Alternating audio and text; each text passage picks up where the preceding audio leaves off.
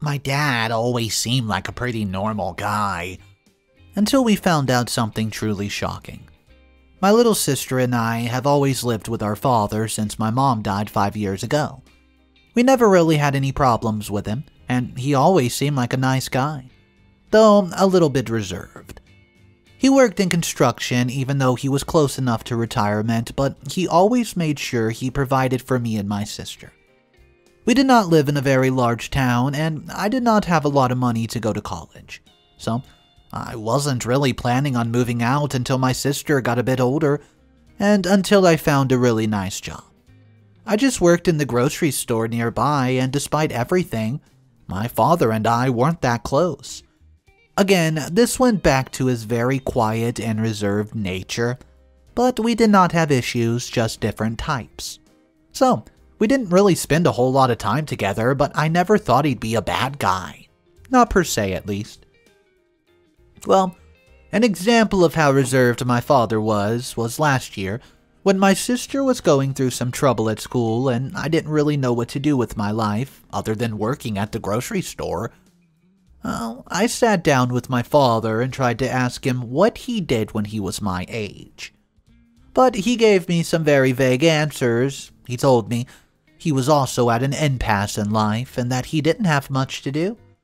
I kept asking him what he did for work and what he did before he met my mom. But he seemed to get visibly irritated and just told me that it was not important and that I should focus on myself. I found it really strange how he wanted to keep the part of his life a secret, even though he talks about what happened after meeting my mother in 1998 quite normally. I always took it as though he wasn't really proud of himself beforehand, and that maybe meeting my mother changed him in a lot of ways. My best friend Rick joined the police force 3 years ago, but I wasn't really interested. I never saw myself as the investigative type, even though I was really interested in detective stories and unsolved cases like the Hardy Boys. When I was 16, I had this whole crime wall where I tried to solve old cases like the Zodiac Killer, Jack the Ripper, but if decades of police work couldn't do it, I sure as heck wasn't going to break it. About a month ago, however, Rick showed up at my door, stressed and excited.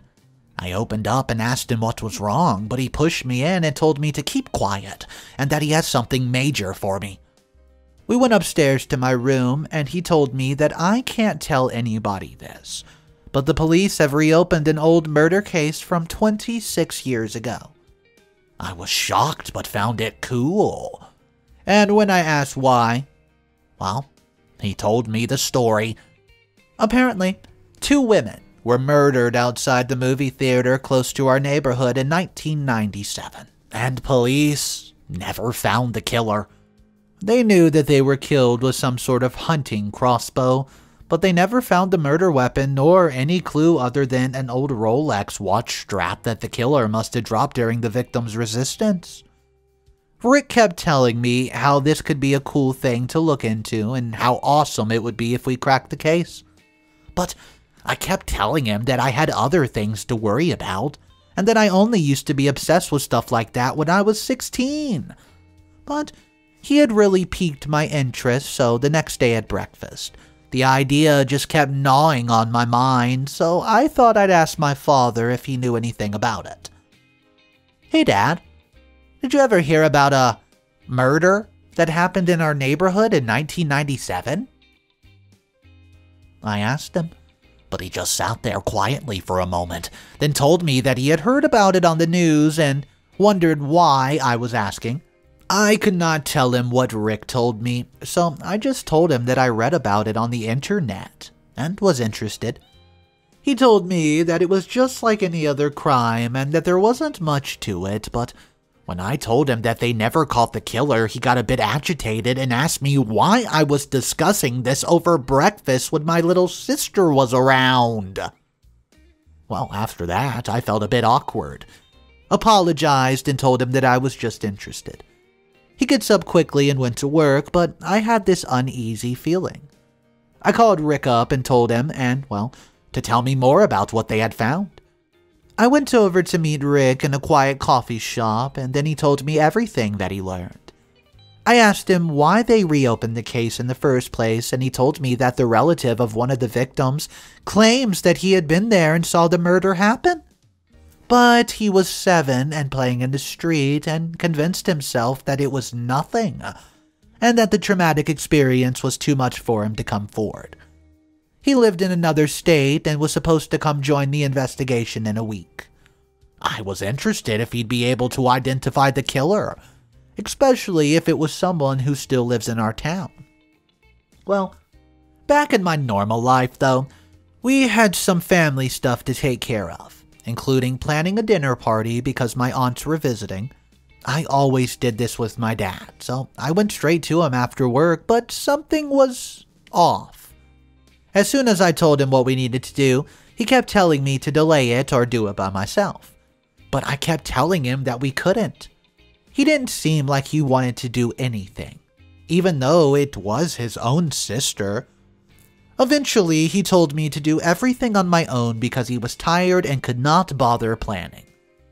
I asked him why he was acting weird for the last couple of days, and he blew up yelling at me and telling me that I didn't have the right to question him and that I should just be focusing on finding a real job, moving out rather than spending all my time at the grocery store and living with him at home. Well, I felt extremely offended and had no idea what came out of this all of a sudden.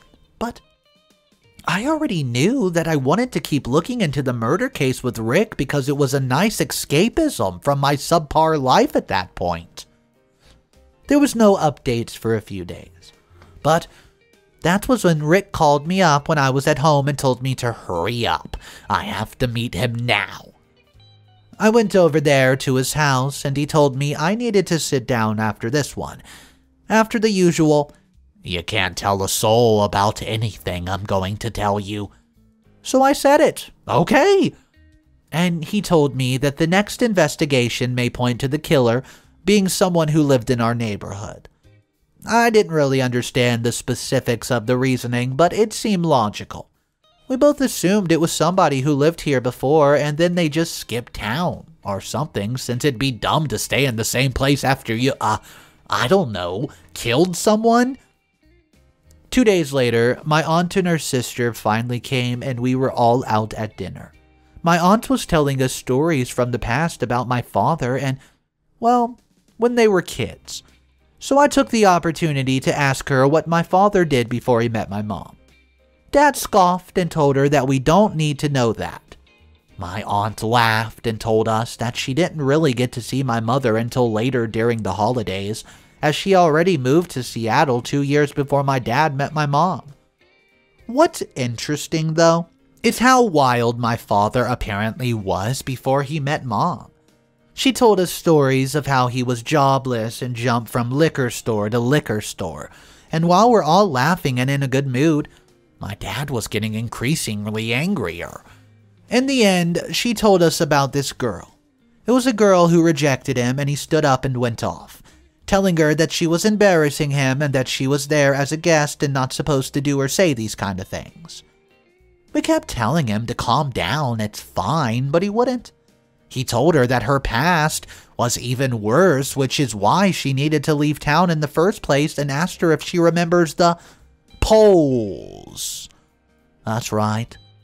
He asked her about the polls. Things got extremely awkward as he walked away from the table, and we just sat there saying nothing until we could finish our food and got up. I didn't want to confront him at all, so I just left all of them to go hang out with Ricky. He told me some more about the case and that the relative of the victim would be here in 2 days. Well, I was excited to see what would happen, but also got very nervous that it would be somebody that we knew. Rick was telling me to imagine how crazy it would be if it turned out to be somebody's grandpa or something. Like a recent case about the Zodiac Killer being somebody who died in 2018. I asked him if there were any developments with the murder weapon, and he just told me that they believed it was some sort of crossbow. I asked him if they looked around for hunters or hunting equipment, but he told me that when the police searched in 1997, The hunting goods website in town knew nothing and they could not trace anything back. So I get back home late that night and met up with my aunt. I sat down with her and apologized for what my father said and told her that he never opens up about this period of his life. And I just wanted to know a bit more. So, she went on to tell me more about that period.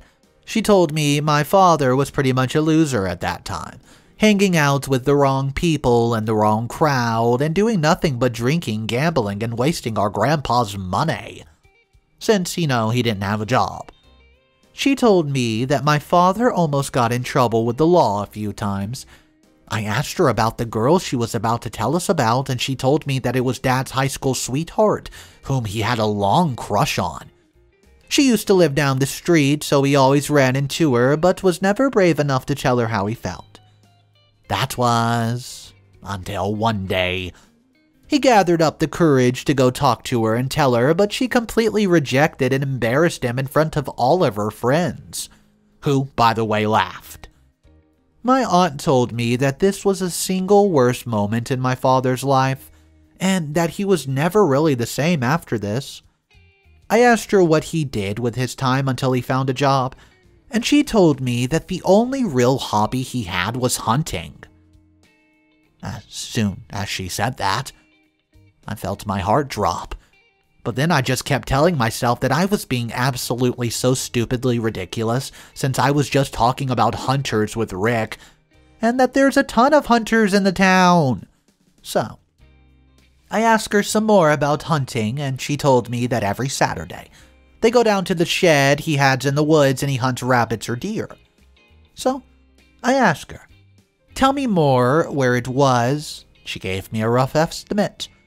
Before I left, I asked her if she remembered the girl's name, and she told me she could not remember, but that it was something that ended with a son like Jameson or Grayson or something like that. I called Rick up and told him to meet me in the woods. I didn't want to think of my father as a suspect in all this, but I was just interested to see if there could be connection with the sheds like the one he had. Before hanging up, I asked Rick what the victim's last name was. And as soon as he told me, I couldn't answer and I went quiet. She was right. It was similar to Jameson or Grayson. It was Jefferson. I met up with Rick and was visibly very nervous, but I could not tell him what my aunt told me. My hand was shaking, but we kept on looking for the shed. My aunt told me it was next to a big oak tree that had a squared shape carved into it. We looked for about an hour until we finally found it. I had Rick break the lock and he asked me if I was sure it was my father's. We went in and it seemed like nobody had been there for years. Everything was dusty and torn, and we found a bunch of empty liquor bottles on the floor. I didn't really know what I was looking for until I froze solid when I found something hanging right there on the wall. A crossbow. Is this what I think it is? Asked Rick before he realized why we were really here. He asked me the question that was deep inside my head, if I thought my father might have done it, and I did not answer. I didn't want to touch the crossbow and just kept looking at it until I found something even worse. Right next to it was an old Rolex that was missing a strap. As soon as we both saw it, Rick and I just stared at each other for a moment, be completely silent. Rick told me that we have to call this in, but I couldn't. I told him that I was not going to turn my father in for murder, but he told me that we have to do it, and that it's the right thing to do. I told him we could not survive financially without him, and he told me that he can't just walk freely just because we need money. After some back and forth, I told him I was going back, and he took both the crossbow and the Rolex. The whole walk home, I was in absolute tears. I didn't think my father could ever be a killer, but I realized that this was decades ago and that it wasn't who he was now. I got back home and he was watching TV in front of the couch. My aunt was upstairs with my sister. He saw me crying and asked me what was wrong. I first told him that I know he didn't like to talk about what happened when he was young because he was a different person then, and that anything he did back then did not reflect who he is now. He kept getting nervous until I told him I know about Cindy. I know about Cindy Jefferson. As soon as I said it, I saw one tear fall from his eye. He kept stuttering to try to ask me what I know, and I told him everything from the case to the hunting shed. He too broke down and started crying, telling me that it's under the effects of drugs and alcohol and that he wasn't aware what he was even doing. He told me that he wanted to turn himself in but could not, and then he met my mother a year later and everything changed, and he wanted to become a good man. I told him that I knew that already, but what he did was still going to come back for him eventually. And as right as I said that, we heard police sirens outside and blue and red lights shining through the window. Dad just put his head down and told me that he knew this day was coming. He gave me a look as if I was the one responsible for what was about to happen, but there was nothing I could do. I completely tuned out of everything, from the police coming in to him being taken away. Everything. A week later, Rick told me that my father pleaded guilty and that he was facing a life sentence for first-degree murder. I had no idea what we were supposed to do and what I was supposed to tell my sister. My aunt was still over at our house and didn't want to leave us. She told me that it was not my fault and that it would have gotten back to him eventually. She did offer to let me and my sister stay over with her in Seattle until we figured out what we were going to do. She pushed me to join the police academy like Rick, but I didn't want to go through any of this again. My sister and I had a very good time with my aunt, but we were both never really the same after. My sister suffered the loss of a father, and I could not shake off the guilt for years, but in a twisted way, at least justice was served. Well, just imagine going your entire life not truly knowing who your father was. Well, I started to wonder if this story was fake, or if it was real, or if it was based on a real event. The further I read down, I could not find any postings from OP. However, there was one comment that got my attention, and it had another story that was almost identical to these details, and that story happened in Texas. So, who knows? There was no link posted or anything like that. It was just matching identical stuff that was together. So, it makes me wonder, could this story actually have been true? The only thing that was holding me up on saying, yes, it could have happened, I know it, based on the other comments down, is the fact that the murder weapon, the crossbow. Why would somebody leave a wooden crossbow with metal pieces inside of an old shed for this long until finally somebody would come across it? I mean, wouldn't you destroy it? Who knows? I guess there's crazier stories that turned out to be true. But let me know your opinion on this. Is this a big old phony story? Or is it possible this really happened?